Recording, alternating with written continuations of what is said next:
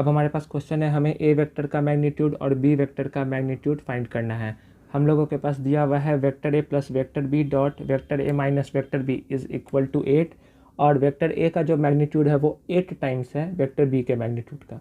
ठीक है, तो हम लोग क्या करें, गिवन जो है vector A plus vector B dot vector A minus vector B equal to 8 ये दिया हुआ है। तो हम लोग मल्टीप्लाई करते हैं इसको, ए प्लस बी इंटू ए माइनस बी, यानी ए स्क्वायर माइनस बी स्क्वायर, वैसे मत करिएगा।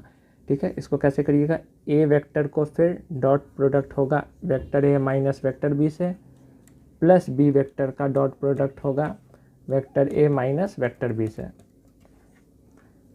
अब इस वेक्टर का दोनों से डॉट प्रोडक्ट होगा vector A dot vector A minus vector A dot vector B plus B vector dot A vector minus B vector dot B vector is equal to 8। तो vector A dot vector A कैसे निकाले, vector A का magnitude vector A का magnitude, दोनों same vector है तो दोनों के बीच का एंगल क्या होगा, 0 डिग्री, कॉस 0 डिग्री। इसको मैं ऐसे ही लिख दे रहा हूँ। वेक्टर बी डॉट ए को हम लोग लिख सकते हैं vector A dot vector B, commutative law को फॉलो करता है डॉट प्रोडक्ट, तो ए डॉट बी लिखिए वेक्टर का या बी डॉट ए लिखिए, एक ही बात है।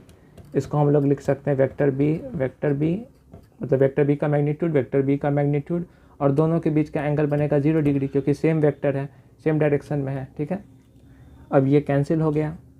अब वेक्टर ए का मैग्नीट्यूड मल्टीप्लाई हुआ तो वेक्टर ए के मैग्नीट्यूड का होल स्क्वायर, और कॉस 0 डिग्री 1 होता है, इसी तरह यहाँ पे हो जाएगा वेक्टर बी के मैग्नीट्यूड का होल स्क्वायर, कॉस 0 डिग्री होता है 1 इज़ इक्वल टू 8। अब हम लोग के पास एक और इन्फॉर्मेशन है जिसका हम लोग अब यूज करेंगे। तो वेक्टर ए के जगह अब हम लोग लिख देंगे 8 टाइम्स वेक्टर बी का whole square minus vector B का होल स्क्वायर इक्वल टू 8।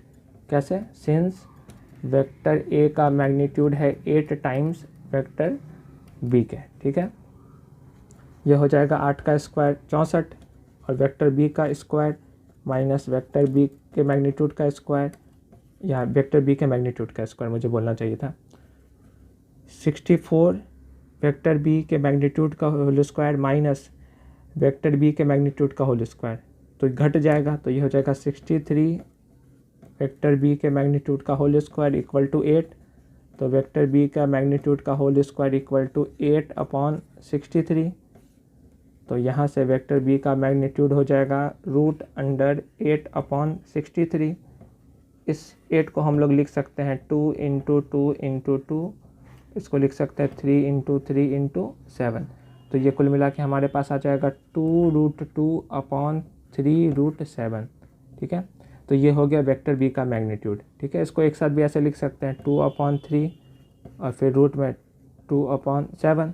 ठीक है, देयरफॉर वेक्टर ए का मैग्नीट्यूड था 8 टाइम्स वेक्टर बी का मैग्नीट्यूड के, तो 8 से इसको मल्टीप्लाई कर देंगे तो 16/3 रूट अंडर 2/7। तो ये आ गया वेक्टर बी का मैग्नीट्यूड और वेक्टर ए का मैग्नीट्यूड जो हमें फाइंड करना था।